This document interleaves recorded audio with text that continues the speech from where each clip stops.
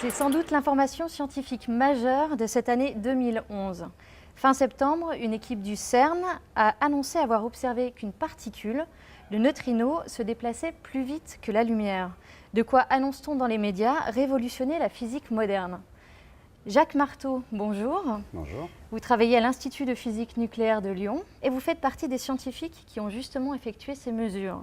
Est-ce que vous pouvez nous expliquer l'expérience? L'expérience Opera est une expérience qui est dédiée à l'étude des neutrinos, qui sont des particules élémentaires, c'est-à-dire des particules qui n'ont pas de sous-structure. À l'heure actuelle, on considère qu'on ne peut pas les couper en des morceaux plus petits. Ce sont des briques élémentaires. Ce sont des briques élémentaires de la matière. Pour étudier ces particules, on a besoin de les produire. Et pour les produire, en fait, on utilise un faisceau, non pas un faisceau de neutrinos, mais un faisceau de protons. Les protons sont des constituants des noyaux. Et ces protons, on les fait tourner dans un accélérateur, on les envoie sur une cible, ils produisent d'autres particules, des tas de particules intermédiaires, dont des pions et des kaons, c'est le nom des autres particules intermédiaires, qui vont se désintégrer lorsqu'on leur laisse suffisamment le temps. Ils vont se désintégrer et produire des neutrinos. Donc si on oriente toute cette chaîne protons, pions, neutrinos, du point de production vers le site lointain où se situe le détecteur, on peut de cette manière-là avoir un faisceau de neutrinos qui est bien contrôlé, bien compris, bien connu, et nous allons étudier les événements que l'on détecte dans le site lointain. Alors pourquoi on doit se situer si loin du lieu de production, puisque les protons sont au CERN, à Genève, là où il y a le plus gros complexe d'accélérateurs de particules au monde, et l'expérience qui détecte ces neutrinos se situe à 730 km de là, dans le laboratoire souterrain du Gran Sasso, en Italie, à une centaine de kilomètres de Rome.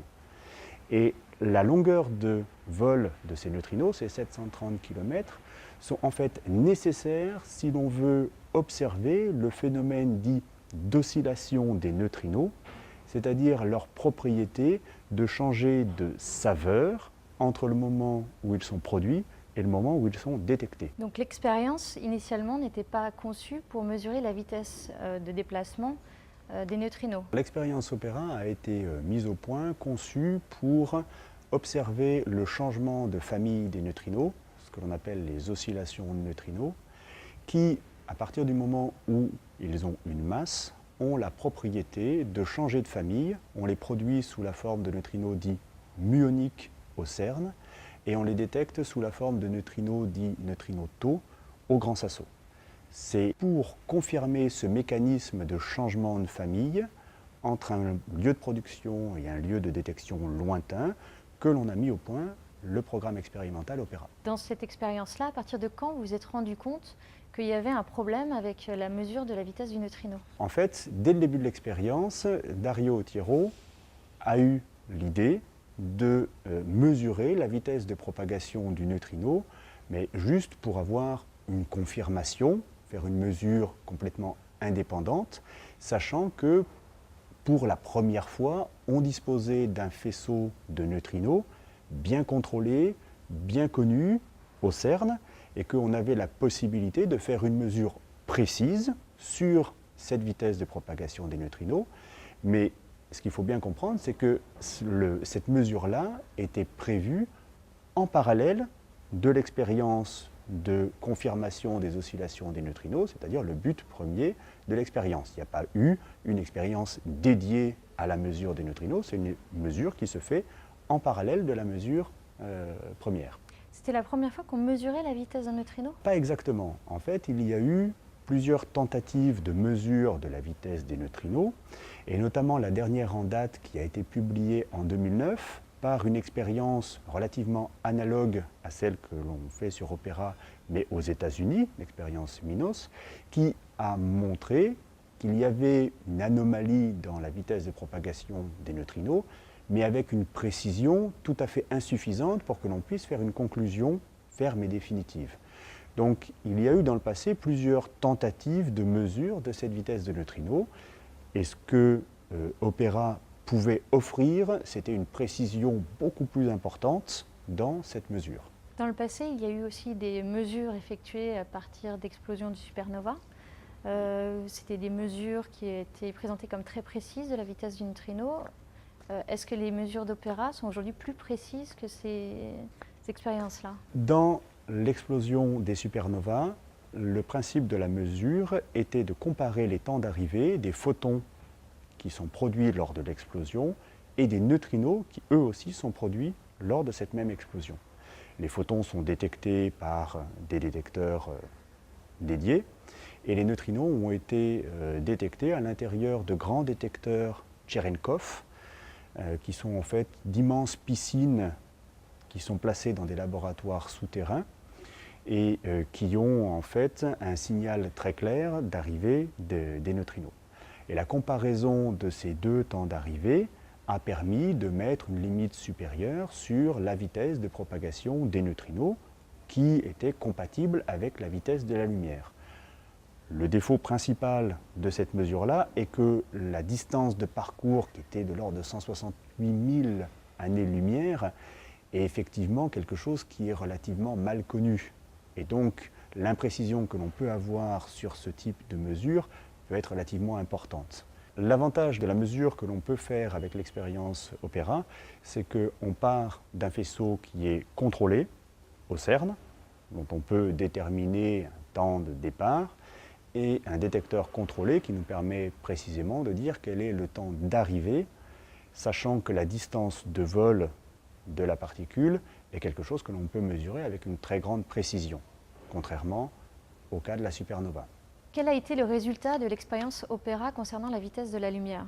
Nous avons trouvé que le temps de vol des neutrinos entre le CERN et le Grand Sasso était de 60 nanosecondes, donc 60 milliardièmes de seconde, plus petit que le temps qu'auraient mis des photons sur le même trajet théorique, c'est-à-dire sous terre entre le CERN et le Grand Sasso, au travers de la croûte terrestre, pour arriver au niveau du détecteur. Donc, ça semble indiquer que les neutrinos, sur ce trajet-là, à cette énergie-là, se propagent à une vitesse qui est supérieure à celle de la lumière. La différence relative entre la vitesse de propagation des neutrinos et la vitesse de la lumière étant de l'ordre de 3×10-5, donc un effet relativement petit de correction à la vitesse de la lumière. Pourquoi est-ce que ce serait dérangeant finalement d'avoir une particule qui va plus vite que la lumière? C'est un effet petit effectivement, mais dans le mauvais sens, c'est-à-dire que les neutrinos iraient plus vite que la lumière. Or, la relativité telle qu'elle a été formulée au début du XXe siècle prévoit que cette vitesse de la lumière, entre guillemets, est un absolu, est une vitesse limite que l'on ne peut pas dépasser. Donc si on reste à ce niveau-là de formulation de la relativité, effectivement, on trouve un résultat qui peut être problématique, qui peut en tous les cas questionner la formulation actuelle de la relativité. Ça fait quelques semaines que la collaboration Opéra a annoncé son résultat concernant la vitesse du neutrino. Quelles ont été les réactions de la communauté scientifique? Je vais souligner ici que c'est vraiment dans le but de collecter les réactions de cette communauté scientifique que l'on a fait cette publication, qu'il a été décidé au sein de la collaboration de publier, de rendre public le résultat sur cette mesure de vitesse des neutrinos, pour pouvoir justement susciter des critiques, pour pouvoir susciter des demandes de compléments, des demandes d'informations, des mesures complémentaires auxquelles la collaboration ne pensait pas forcément et auxquelles nous voulions apporter un petit peu plus de précision. La communauté a réagi de manière très positive, dans le sens où la qualité de la mesure a été unanimement soulignée. L'honnêteté et l'humilité entre guillemets de la démarche scientifique a également été soulignée, puisque on ne fait aucune conclusion, on n'extrapole aucun modèle à partir de la mesure que l'on a présentée. Lorsque cette mesure est présentée, on en donne tous les détails en mettant le maximum de précision, de manière à ce que les gens puissent comprendre, se rendre compte et éventuellement critiquer le protocole expérimental. C'est le but premier. Et donc, nous avons reçu une avalanche de suggestions, de questions sur tel point technique sur telle mesure, comment vous faites telle corrélation, etc., etc. Et à l'heure actuelle, nous sommes dans une phase de collection de l'ensemble de toutes les objections, questions, compléments d'informations qui nous parviennent pour justement essayer d'y répondre et affiner encore la qualité de la mesure. Comment vous allez gérer justement tous ces apports de données, de questions? Est-ce que ça va être lors d'un congrès? Est-ce que ça va être par réponse sur Internet? Tout à fait. Alors, il y a les deux, en fait, que vous avez mentionnés. On a mis sur pied des réunions régulières où, justement, à l'ordre du jour de ces réunions-là, apparaissent les différentes questions qui apparaissent les plus chaudes, les plus pertinentes par rapport à la mesure et auxquelles on va réfléchir et à chaque fois assigner des tâches d'études et d'analyse complémentaires à des membres de la collaboration. Et en même temps, toutes ces informations sont collectées sur un site, un peu à la manière d'une fac, les Frequently Asked Questions qu'on retrouve sur les sites web. C'est collecté sur un site de manière à pouvoir répondre au maximum de personnes sans perdre non plus trop de temps à répondre à chaque fois de manière individuelle à des questions qui reviennent de manière un peu récurrente. Est-ce que vous avez d'ores et déjà un planning? Est-ce que vous avez d'ores et déjà vu des idées qui étaient intéressantes? Est-ce que vous pourriez en citer une ou deux? Il y a eu des idées qui ont été, qui sont tout à fait intéressantes sur le contrôle du bruit et les mesures de temps, de marquage en temps au niveau du CERN, c'est-à-dire au moment où les protons qui servent donc, qui vont dans la cible pour produire les neutrinos, au moment où ces protons sont extraits. Donc là, il y a des mesures complémentaires qui ont été suggérées et qui vont être menées. Il y a des mesures qui vont être faites aussi de particules à la sortie du faisceau. Donc au niveau du CERN, on remesure un temps et on extrapole les temps de vol des particules, mais à un endroit plus proche, à la sortie du faisceau. Il y a eu des corrections qui ont été suggérées, d'effets plus ou moins marqués, d'effets de relativité générale, des effets des marées, des choses qui sont plus ou moins exotiques. Mais d'un point de vue expérimental, les premières campagnes de mesure vont commencer maintenant. Est-ce qu'il y aura en parallèle d'autres expériences, peut-être menées ailleurs, pour essayer de démontrer, de mesurer la vitesse du neutrino? C'est une des motivations qui nous a poussé à faire cette publication de résultats. C'était essentiellement de pouvoir obtenir de la communauté scientifique sur un autre appareillage une mesure indépendante de l'effet que l'on a observé, mesure à laquelle nous serions prêts éventuellement à collaborer et à participer pour faire part de l'expérience qui a été accumulée dans la mesure sur Opera.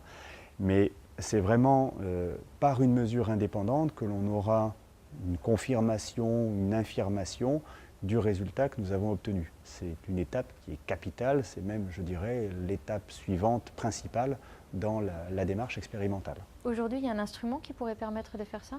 Il existe essentiellement un instrument aux États-Unis, donc l'expérience MINOS, entre le Fermilab, qui est un laboratoire, un accélérateur de particules à Chicago, et un site qui est distant aussi d'environ 730 km, qui est dans une mine, donc un détecteur souterrain. L'expérience MINOS qui a déjà fait une publication en 2009 de la mesure de la vitesse du neutrino, mais avec un protocole expérimental différent et beaucoup moins précis que ce que l'on a proposé sur Opera. Donc une possibilité, je pense, est effectivement que cette collaboration américaine fasse une mesure plus précise et notamment fasse l'effort, comme nous avons fait ici en Europe, de faire certifier les systèmes de mesure de temps, fasse certifier la géodésie entre le détecteur et le faisceau, etc., fasse toute cette démarche qualité sur la mesure pour pouvoir faire une mesure indépendante. Et est-ce qu'on pense déjà à d'autres approches pour essayer de mesurer la vitesse du neutrino? Probablement, il y a depuis à peu près 2 semaines que le résultat a été publié, il y a eu une foultitude de papiers qui ont été publiés sur comment confirmer, comment infirmer, comment voir de manière directe ou indirecte les effets d'une vitesse de propagation supérieure à la vitesse de la lumière de ces neutrinos. Ça passe par une réanalyse de résultats qui ont déjà été publiés, comme par exemple sur les supernovas, ou d'autres protocoles expérimentaux pour faire ces vérifications.